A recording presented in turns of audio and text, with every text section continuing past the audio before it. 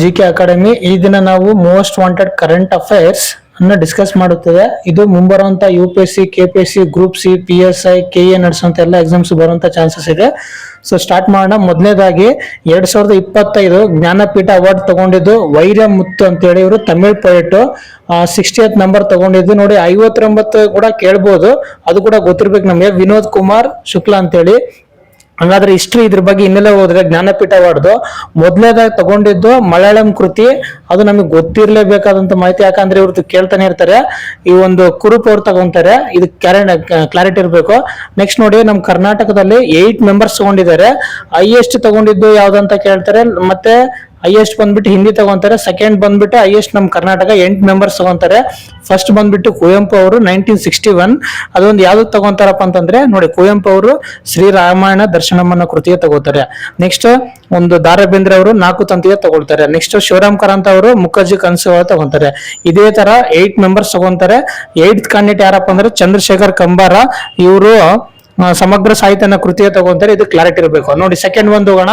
ಏಕರೂಪ ನಾಗರಿಕತೆ ಸಂಹಿತೆ ಅಂಗೀಕರಿಸಿದ ರಾಜ್ಯ ಅಂದ್ರೆ ಯೂನಿಫಾರ್ಮ್ ಸಿವಿಲ್ ಕೋಡ್ ನೋಡಿ. ಇದು DPSP, directive principle of state policy, ರಾಜ್ಯ ನಿರ್ದೇಶನ ತತ್ವಗಳಲ್ಲಿ ಬರುವಂತ ಒಂದು ಆರ್ಟಿಕಲ್ 44 ಅನ್ನೋದು ಕ್ಲಾರಿಟಿ ಇರಬೇಕು. ಈ ಆರ್ಟಿಕಲ್ 44 ಏನ್ ಹೇಳ್ತಂದ್ರೆ, ಎಲ್ಲಾ ರಾಜ್ಯಗಳಲ್ಲಿ ಏಕರೂಪ ನಾಗರಿಕತೆ ಸಂಹಿತೆ ತರಲಿಕ್ಕೆ ರಾಜ್ಯಗಳು ಒಂದು ಗವರ್ಮೆಂಟ್ಸ್ ಒಂದು ಮೂವ್ ಮಾಡ್ಬೇಕಂದ್ರೆ ಪ್ರಮೋಟ್ ಮಾಡ್ಬೇಕಂತ ಹೇಳ್ತದೆ. ಏನಿದೆ ಏಕರೂಪ ನಾಗರಿಕತೆ ಅಂತ ಹೇಳಿದ್ರೆ ಸ್ವಲ್ಪ ಡಿಟೇಲ್ ಆಗಿ ಹೋಗೋಣ ನೋಡಿ. ನಮ್ಮ ಇಂಡಿಯನ್ ಜುಡಿಷರಿ ಸಿಸ್ಟಮ್ ಅಲ್ಲಿ ಒಂದು ಸಿವಿಲ್ ಲಾಸ್ ಇರ್ತವೆ, ಇನ್ನೊಂದು ಪರ್ಸನಲ್ ಲಾಸ್ ಇರ್ತವೆ.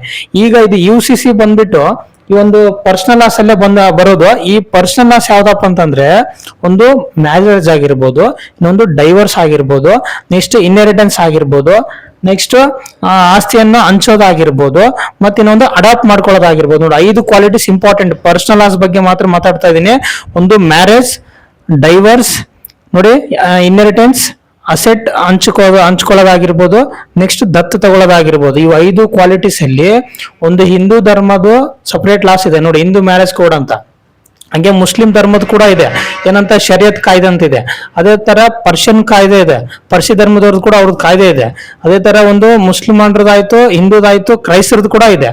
ಈ ತರ ತುಂಬಾ ನಮ್ಮ ಒಂದು ದೇಶದಲ್ಲಿ ವೈವಿಧ್ಯಮಯ ಅಂತ ಒಂದು ಧರ್ಮಗಳು ಇರೋದ್ರಿಂದ ಅವ್ರೆಲ್ರಿಗೂ ಈ ಒಂದು ಪರ್ಸನಲ್ ಲಾಸ್ ಅಲ್ಲಿ 5 ಸಂಬಂಧಪಟ್ಟಂಗೆ, ಯಾವುದು ಮ್ಯಾರೇಜ್, ಡೈವರ್ಸ್, ಇನ್ಹೆರಿಟೆನ್ಸ್, ಮತ್ತೆ ಅಸೆಟ್ ಹಂಚಿಕೆ ಮಾಡೋದು, ಒಂದು ದತ್ತು ತಗೊಳ್ಳೋದು, ಇವು 5 ಒಂದು ಕ್ಯಾರೆಕ್ಟರ್ಸ್ ಅಲ್ಲಿ ಸಮಾನವಾಗಿ ಒಂದು ಸೇಮ್ ಕಾನೂನು ತರಬೇಕಂತ ಹೇಳಿ ಈ ಒಂದು ಯೂನಿಫಾರ್ಮ್ ಸಿವಿಲ್ ಕೋಡ್ ಹೇಳುವಂತ ಒಂದು ನೀತಿ ಅನ್ನೋದು ನಮ್ಗೆ ಗೊತ್ತಿರ್ಬೇಕು. ಇದನ್ನ ಎಲ್ಲಾ ರಾಜ್ಯಗಳಲ್ಲಿ ಆ ಒಂದು ಸರ್ಕಾರಗಳು ಜಾರಿಗೆ ತರಲಿಕ್ಕೆ ಪ್ರಯತ್ನ ಪಡ್ತಿದ್ದಾವೆ.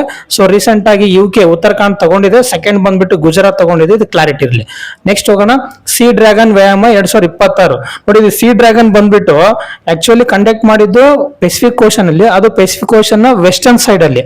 ಅದರಲ್ಲಿ ನೋಡಿ, ವೆಸ್ಟರ್ನ್ ಸೈಡ್ ಅಂದ ತಕ್ಷಣ ನಮ್ಗೆ ಗೊತ್ತಿರಬೇಕು, ಒಂದು Japan, next New Zealand, next Australia, ಮತ್ತು ನಮ್ಮ ಇಂಡಿಯಾ ಮತ್ತು USA. ಇವು 5 ರಾಷ್ಟ್ರಗಳು ಒಂದು ಪೆಸಿಫಿಕ್ ಓಷನ್ ಅಲ್ಲಿ ಒಂದು ವ್ಯಾಯಾಮವನ್ನು ಮಾಡ್ತವೆ.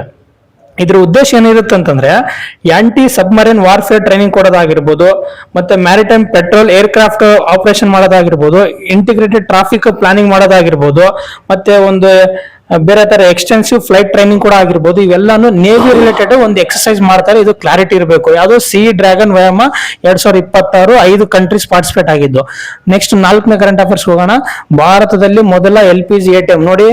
ನಾವು ಗ್ರೇನ್ಸ್ ATM ನೋಡಿದೀವಿ, ನಾವು ಗುಲ್ಬರ್ಗದಲ್ಲಿ ಆಗಿರ್ಬೋದು, ಬೇರೆ ಬೇರೆ ಸ್ಟೇಟ್ ಅಲ್ಲಿ ಕೂಡ ಬಂದಿದೆ. ಒಂದು ATM ಅಲ್ಲೇ ಒಂದು ಪಾಸ್ ಮಾಡ್ಬಿಟ್ರೆ ನಮ್ಗೆ ಇನ್ಮೇಲೆ ರೊಕ್ಕ ಬರ್ತಿದ್ವು. ಇತ್ತೀಚೆಗೆ ಈ ಒಂದು ಕಾಳು ಕೂಡ ತಂದ್ಕೋಬಹುದು, ಇನ್ಮೇಲೆ ಗ್ಯಾಸ್ ಕೂಡ ತರಬಹುದು ಅಂತೇಳಿ ಪ್ರಥಮವಾಗಿ ಹರಿಯಾಣ ರಾಜ್ಯದ ಗುರುಗ್ರಾಮ್ ಪ್ರದೇಶದಲ್ಲಿ ಮೊದಲ ATM ಭಾರತದಲ್ಲಿ ಅಳವಡಿಸಿಕೊಂಡಿದ್ದು. ಕ್ಲಾರಿಟಿ ಇರಬೇಕು. LPG ಅಂತಂದ್ರೆ ಲಿಕ್ವಿಫೈಡ್ ಪೆಟ್ರೋಲಿಯಂ ಗ್ಯಾಸ್, ATM ಅಂತಂದ್ರೆ ಆಟೋಮೇಟೆಡ್ ಟೆಲ್ಲರ್ ಮಿಷನ್. ಇದನ್ನು ಕೂಡ ಕೇಳೋ ಚಾನ್ಸಸ್ ಇದೆ. LPG ಅಲ್ಲಿ ನೋಡಿ ಏನು ಬರುತ್ತೆ ಅಂದ್ರೆ ಪ್ರೊಪೇನ್ ಮತ್ತೆ ಬ್ಯೂಟೇನ್ ಬರುತ್ತೆ. ನೆಕ್ಸ್ಟ್ LPG ಯಾವ್ದನ್ನ ಬೈ ಚಾನ್ಸ್ ಸಮ್ ಮೂಮೆಂಟ್ ಅಲ್ಲಿ ಲೀಕ್ ಆಗೋ ಚಾನ್ಸ್ ಇರುತ್ತೆ. ಆ ಟೈಮಲ್ಲಿ ಸ್ಮೆಲ್ ಬರುತ್ತೆ. ಆ ಸ್ಮೆಲ್ ಬಂದ ತಕ್ಷಣ ಲೀಕ್ ಆಗುತ್ತೆ ಅಂತ ಗೊತ್ತಾಗುತ್ತೆ. ಆ ಸ್ಮೆಲ್ ಬರೋ ಕಾರಣ ಯಾವ್ದಪ್ಪ ಅಂದ್ರೆ ಇಥೈಲ್ ಮರ್ ಕ್ಯಾಪ್ಟರ್ ಅಂತ ಗೊತ್ತಿರಬೇಕು ನೋಡಿ. ಭಾರತದ ಮೊದಲ LPG ATM ಗುರುಗ್ರಾಮ್ ಕ್ಲಾಟ್ ಆಯ್ತು. ನೆಕ್ಸ್ಟ್ 5ನೇದು ಹೋಗೋಣ. ವಿಶ್ವ ಸಂತೋಷ ವರದಿ ಅಂತೇಳಿ world health world happiness report ಬಂದ್ಬಿಟ್ಟು ಇದನ್ನ ಬಿಡುವಂತ ಯಾರಪ್ಪ ಅಂದ್ರೆ Oxford university plus sustainable development solution network ಬಂದ್ಬಿಟ್ಟು ಇದು ಒಂದು 6 ಪ್ಯಾರಾಮೀಟರ್ಸ್ ಇಟ್ಕೊಂಡು ಬಿಡ್ತದೆ. ಅದರಲ್ಲಿ ಟಾಪ್ ರ್ಯಾಂಕ್ 2026 ಫಿನ್ಲ್ಯಾಂಡ್ ತಗೊಂಡಿದೆ. ಇಂಡಿಯಾ ಬಂದ್ಬಿಟ್ಟು 116 ಅಂದ್ರೆ ಹಿಂದಗಡೆ ನೋಡ್ಕೊಂಡ್ರೆ 118th ರ್ಯಾಂಕ್ ಇತ್ತು, ಈಗ 116 116 ರ್ಯಾಂಕಿಗೆ ಬಂದಿದೆ. ಸೊ ಬೆಟರ್ ಆಗಿದೆ. ಇನ್ನು ನಾವು ತುಂಬಾ ಒಂದು 50 ಒಳಗಡೆ ಹೋದ್ರೆ ಇನ್ನು ಚಲೋ ಇರ್ತದೆ, ನೋಡೋಣ ಬೆಟರ್ ಪರ್ಫಾರ್ಮೆನ್ಸ್ ಮಾಡ್ಬೋದೇನು. ಏನು ಯಾವ್ದ್ರ ಬೇಸಿಸ್ ಮೇಲೆ 6 ಪ್ಯಾರಾಮೀಟರ್ಸ್ ತಗೊಂತಾರೆ ಅಂದ್ರೆ ಫಾರ್ ಎಕ್ಸಾಂಪಲ್ ಕರಪ್ಷನ್ ಇರ್ಲಾರ್ದಂಗೆ, ನೆಕ್ಸ್ಟ್ ಪರ್ ಕ್ಯಾಪಿಟಲ್ ಚೆನ್ನಾಗಿರ್ಬೇಕು, ನೆಕ್ಸ್ಟ್ ಫ್ರೀಡಮ್ ಆಫ್ ಒಂದು ಏನ್ ನಾವು ಚಾಯ್ಸ್ ತಗೊಳಕ್ಕೆ ಈಸಿ ಆಗಿರ್ಬೇಕು, ಇಂಥವೆಲ್ಲ ಪ್ಯಾರಾಮೀಟರ್ಸ್ ತಗೊಂತಾರೆ. ಇದು ಕ್ಲಾರಿಟಿ ಇರಬೇಕು. 116ನೇ ರ್ಯಾಂಕ್ ಇಂಡಿಯಾ. ನೆಕ್ಸ್ಟ್ ನೋಡಿ ಫಿಸಿಕಲ್ ಹೆಲ್ತ್ ಇಂಡೆಕ್ಸ್, ಒಂದು ವಿತ್ತೀಯ ಒಂದು ಹೆಲ್ತ್ ನಮ್ದು ಸ್ಟೇಟ್ ವೈಸ್ ಯಾವ ತರ ಇದೆ ಅಂತ ಹೇಳಿ ನೀತಿ ಆಗ್ಬಿಡುತ್ತೆ ಪ್ರತಿ ವರ್ಷ. ನೋಡಿ ನೀತಿ ಆಗಿ ತುಂಬಾ ರಿಪೋರ್ಟ್ಸ್ ಬಿಡುತ್ತೆ. ಅದೇ ತರದಾಗ ಸಸ್ಟೈನಬಲ್ ಡೆವಲಪ್ಮೆಂಟ್ ಏನ್ ಯಾವ ತರ ರಿಪೋರ್ಟ್ ಇರುತ್ತೆ, ಮಲ್ಟಿ ಡೈಮೆನ್ಷನಲ್ ಪಾವರ್ಟಿ ಇಂಡೆಕ್ಸ್ ಬಂದ್ಬಿಟ್ಟು ಹೆಂಗ್ ಬಿಡುತ್ತೋ ಅದೇ ತರ ನಮ್ ಸ್ಟೇಟ್ ಅಲ್ಲಿ ಕೂಡ ಬಿಡುತ್ತೆ. ಎಕ್ಸ್ಪೋರ್ಟ್ ಪ್ರಿಪೇರ್ನೆಸ್ ಇಂಡೆಕ್ಸ್ ಕೂಡ ಬಿಡುತ್ತೆ, ವಾಟರ್ ರಿಲೇಟೆಡ್ ಬಿಡುತ್ತೆ. ಈ ತರ ನಮ್ಗೆ ಕ್ಲಾರಿಟಿ ಇರ್ಬೇಕು. ನೀತಿಯಾಗಿ ಇವಾಗ ಫಿಸಿಕಲ್ ಹೆಲ್ತ್ ಇಂಡೆಕ್ಸ್ ಬಿಟ್ಟಿದೆ ನೋಡಿ. ಒಡಿಶಾ ಫಸ್ಟ್ ರ್ಯಾಂಕ್ ತಗೊಂಡಿದೆ, Goa second rank, but Karnataka ಮಾತ್ರ 9th ರ್ಯಾಂಕ್ ತಗೊಂಡಿದೆ. ಕ್ಲಾರಿಟಿ ಇರಲಿ. ನೆಕ್ಸ್ಟ್ ಕೊನೆಯದಾಗಿ right to safe travel in national highways ಅಂತ ಇದೆ ನೋಡಿ. ರೀಸೆಂಟ್ ಆಗಿ ಒಂದು ತಮಿಳುನಾಡಲ್ಲಿ ಮತ್ತೆ ತೆಲಂಗಾಣದಲ್ಲಿ ಆಂಧ್ರ ಪ್ರದೇಶದಲ್ಲಿ ಸುಮಾರು ಬಸ್ಗಳು ಆಕ್ಸಿಡೆಂಟ್ ಆಗಿ ಜನ ಸಾಯ್ತಾ ಇದ್ರು. ಇದನ್ನ ನೋಡ್ಕೊಂಡು ಸುಪ್ರೀಂ ಕೋರ್ಟ್ ಸುವೋಮೋಟೋ ಅಂದ್ರೆ ತನಗೆ ತಾನೇ ಕೆಲವೊಂದು ಕೇಸ್ನ ಯಾರು ಅಪೀಲ್ ಮಾಡಿಲ್ಲ ಅಂದ್ರೂ ಕೂಡ ತಾನೇ ತಗೊಂಡು ಅಂದ್ರೆ ಪಬ್ಲಿಕ್ ಹೆಲ್ತ್ಗೋಸ್ಕರ ನೋಡ್ಕೊಂಡು ತಾನೇ ಟೇಕಪ್ ತಗೊಂಡು ತಾನೇ ಜಡ್ಜ್ಮೆಂಟ್ ಕೊಟ್ಟಿದೆ. ಇನ್ಮೇಲೆ ಒಂದು ನ್ಯಾಷನಲ್ ಹೈವೇ ಟ್ರಾವೆಲ್ ಮಾಡಬೇಕಾದ್ರೆ so right to safe travel ಅನ್ನೋದು ಫಂಡಮೆಂಟಲ್ ರೈಟ್ ಅಂತ ಹೇಳಿ ಡಿಕ್ಲೇರ್ ಮಾಡಿದೆ. ಇದು ನಮ್ಗೆಲ್ರಿಗೂ ಕ್ಲಾರಿಟಿ ಇರಬೇಕು. ಇನ್ನೂ ಒಂದು ನೋಡಿ, ಇದೊಂದು ವಿಶೇಷವಾಗಿ ಹೇಳ್ತೀನಿ, ನಮ್ಮ ಕರ್ನಾಟಕ ಸಂಬಂಧಪಟ್ಟಂಗೆ ಕ್ಯಾಶ್ನೂರ್ ಫಾರೆಸ್ಟ್ ಡಿಸೀಸ್ ಅಂತ ಹೇಳಿ ಇದು ವೈರಸ್ ಇಂದ ಬರುತ್ತೆ. ಈ ಒಂದು ಎಸ್ಪೆಷಲಿ ನಮ್ಮ ಶಿವಮೊಗ್ಗ ರೀಜನ್ ಅಲ್ಲಿ ಈ ಒಂದು ರಿಸರ್ಚ್ ಸೆಂಟರ್ ಓಪನ್ ಮಾಡ್ಬೇಕಂತ ಅನ್ಕೊಂಡಿದ್ದಾರೆ. ಇದಕ್ಕೆ ಕಾರಣ ಏನಂತಂದ್ರೆ ಸುಮಾರು 500ರಿಂದ 600 ವರ್ಷಕ್ಕೆ ಕೇಸ್ಗಳು ಉದ್ಭವ ಆಗ್ತಿದಾವೆ. ಇದನ್ನ ತಡೆಗಟ್ಟಲಿಕ್ಕೆ ರಿಸರ್ಚ್ ಸೆಂಟರ್ ನ ನಮ್ಮ ಶಿವಮೊಗ್ಗದಲ್ಲೇ ಸ್ಟಾರ್ಟ್ ಮಾಡ್ಬೇಕಂತ ಅನ್ಕೊಂಡ್ರೆ Kyasanur forest disease it is one of the endemic disease ಅಂತ ಕ್ಲಾರಿಟಿ ಇರಬೇಕು. ಸೊ ಈ ತರ ಒಂದು ಇಂಪಾರ್ಟೆಂಟ್ ಕರೆಂಟ್ ಅಫೇರ್ಸ್ ನ ಇನ್ನೂ ಜಾರಿಗೆ ನಿಮ್ ಮುಂದೆ ತರ್ತೀವಿ. ಸೊ ನೀವು ಸಪೋರ್ಟ್ ಮಾಡಿ, ನಮ್ಮ ಈ ಬಯೋಜಿಕೆ ಅಕಾಡೆಮಿಗೆ ಶೇರ್ ಮಾಡಿ, ಸಬ್ಸ್ಕ್ರೈಬ್ ಮಾಡಿ. ಸೊ ಇನ್ನು ಏನಾದ್ರು ಡೌಟ್ಸ್ ಇತ್ತಂದ್ರೆ ಕಮೆಂಟ್ ಸೆಕ್ಷನ್ ಕಮೆಂಟ್ ಹಾಕಿ ನಾವು ಉತ್ತರ ಕೊಡ್ತೀವಿ. ಸೊ ಇನ್ನು ಚಲೋ ವಿಡಿಯೋಸ್ ನಾವು ಜಾರಿಗೆ ತರ್ತೀವಿ. So thanks for watching.